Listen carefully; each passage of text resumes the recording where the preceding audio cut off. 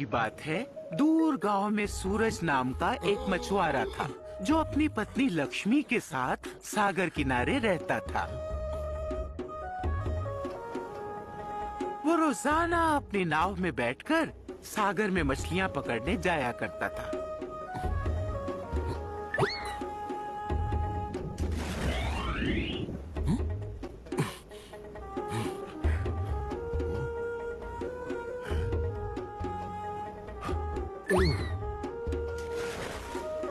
और अपने छोटे से जाल में जितनी मछलियां आ सकती थीं, उन्हें पकड़ लिया करता था, जो कि उसकी रोजमर्रा की जिंदगी के लिए काफी होती थी।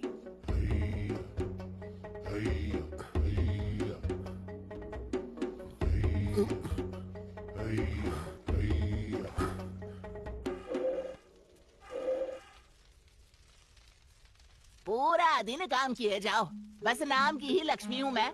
हालत तो राक्षसी जैसी हो गई है मेरी।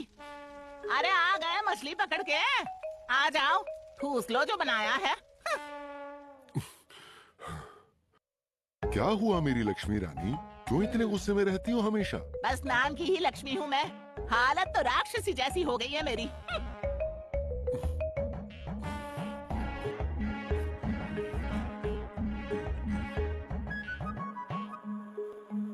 न जाने क्या सोच के मेरे माँ बाप ने तुमसे शादी करा दी। पूरा दिन काम करो और रात को ठीक से सो भी ना पाओ।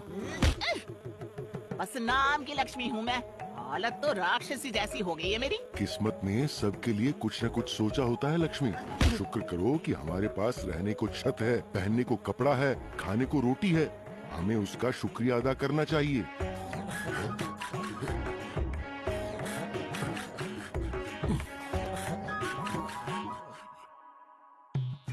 सुनते हो? चूल्हा जलाने के लिए लकड़ियाँ भी खत्म हो गई है। शाम को वापस आते हुए लकड़ियाँ ले आना, भूल मत जाना, नहीं तो भूखे ही सोना पड़ेगा।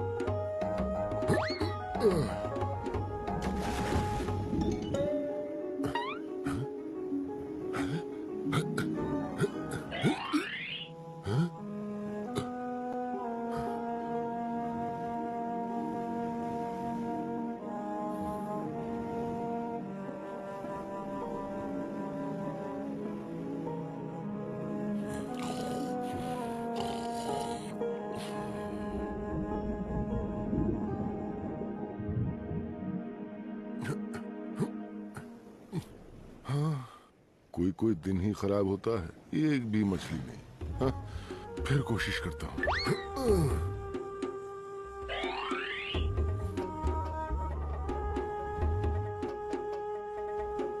शाम होने वाली है, घर जाने का समय हो गया। आज अगर मछली नहीं मिली तो लक्ष्मी बहुत नाराज होगी। हे सूरज भैया, एक मछली तो पकड़वा दो।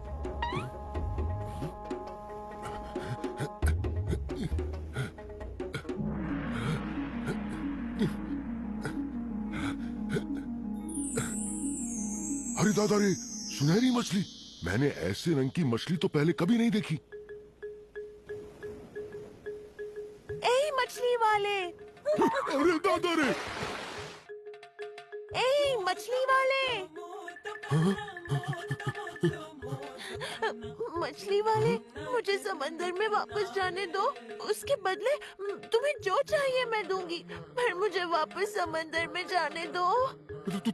तुम बोल सकती हो, हैं? हाँ हाँ, और मुझ में जादुई शक्ति भी है। तुम जो कहोगे मैं तुम्हें दूंगी, पर मुझे जाने दो। बेचारी कितनी दुखी लग रही है। मैं इसे ले ना जाऊं इसलिए झूठ भी बोल रही है कि जादुई है। मैंने आज तक कभी तुम्हारे जैसी सुनहरी मछली, वो भी बोलने वाली, नहीं देखी थी। तुम खास हो, तुम्हें ले जाना, बेचना या खाना सही नहीं होगा। तुम अपने घर जाओ, अपने परिवार के पास। लो, अब तुम आजाद हो सुनहरी मछली।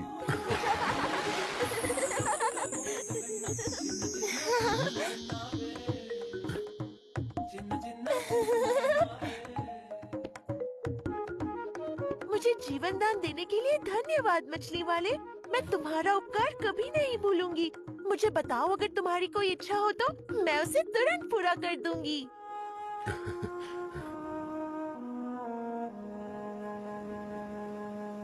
तुम बहुत भले हो मछली वाले। मैं समझ गई तुम्हें कुछ नहीं चाहिए, पर अगर तुम्हें कभी भी कुछ भी चाहिए हो तो समंदर किनारे आकर बोलना। ओ नन्ही सुनहरी मछली, ओ जल की रानी, आ जाओ जल स्तर पर, सुन लो मेरी कहानी, और मैं आ जाऊंगी, तुम्हारी इच्छा पूरी कर जाऊंगी। सुनते हो? चूल्हा जलाने के लिए लकड़ियाँ भी खत्म हो गई है। शाम को वापस आते हुए लकड़ियाँ ले आना। भूल मत जाना, नहीं तो भूखे ही सोना पड़ेगा। लक्ष्मी को खाना बनाने के लिए लकड़ियाँ चाहिए। जाओ, ऐसा ही होगा। घर पर मिलेंगी लकड़ियाँ। घर लौटता हुआ सूरज इसी सोच में पड़ा था कि क्या सचमुच वो सुनहरी मछली अपना वचन निभा पाएगी। वो परेशान था कि अगर मछली ने अपना वचन नहीं निभाया तो पहले तो लक्ष्मी कभी उसकी बात पर विश्वास ही नहीं करेगी, और दूसरा वो उसके ऊपर बहुत चिल्लाएगी। हाँ, आज का दिन ही बहुत खराब था। उसे शायद लौटते हुए लकड़ियाँ ले ही लेनी चाहिए थी। यही सब सोचते सोचते सूरज घर के पास आ गया। लेकिन जैसे ही घर पे उसकी नजर पड़ती है, वो देखता है कि घर के ठीक सामने लकड़ियों का अंबार लगा हुआ है। पहले तो उसे विश्वास ही नहीं होता, फिर वो खुशी के मारे नाचने ही लगता है। हाँ?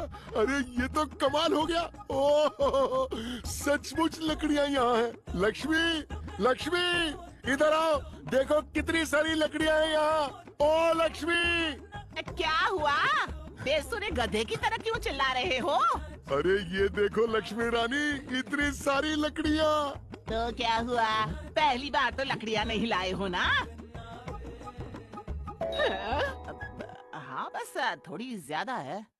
मेरी बात सुनो, और जो मैं कहूँ उस पर विश्वास करना। आज मेरे जाल में एक सुनहरी मछली फंस गई थी, इंसानों की तरह बात करने वाली मछली। उसने मुझसे कहा अगर मैं उसे जाने दूंगा तो वो मेरी कोई भी इच्छा पूरी कर देगी। मैंने उसे जाने दिया और उसने मुझसे इच्छा पूछी। मुझे याद आया कि तुमने खाना पकाने के लिए लकड़ियाँ लाने को कहा था, तो मेरे मुंह से वो ही निकल गया। उसने कहा जाओ, ऐसा ही होगा। और ये देखो कितनी सारी लकड़ियाँ हमारे घर प्रकट हो गई।